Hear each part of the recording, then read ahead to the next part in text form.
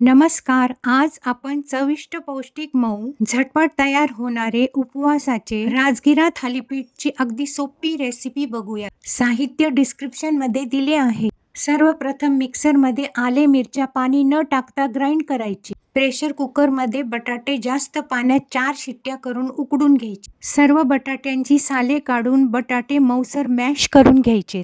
एक मोठ्या भांड्यात मॅश केलेल्या बटाट्यात राजगिरा पीठ, आले मिरची पेस्ट, जिरे, मीठ, कापलेली कोथिंबीर सर्व एकत्र मिक्स करायचे. त्यात शेंगदाण्याचा कूट टाकून सर्व मिक्स करायचे. पोळीच्या पिठाप्रमाणे सर्व पीठ मळून घ्यायचे. बटाट्यात मॉइश्चर असल्यामुळे पाणी टाकण्याची गरज भासत नाही. थोडेसे तूप टाकून पीठ मळायचे. मळलेल्या पिठावर ओले कापड टाकून पीठ 5 मिनिट रेस्टला ठेवायचे. आता थालीपीठ बनवण्यासाठी गॅसवर तवा तापवायला ठेवून दुसरीकडे स्वच्छ कपडा पाण्यात भिजवून पिळून घ्यायचा व पोळपाटावर पसरून थोडे थोडे पाणी शिंपडायचे. पिठाचा छोटा उंडा घेऊन थालीपीठ गोलाकार थापायचे व बोटे प्रत्येक वेळा पाण्यात बुडवून घ्यायचीत.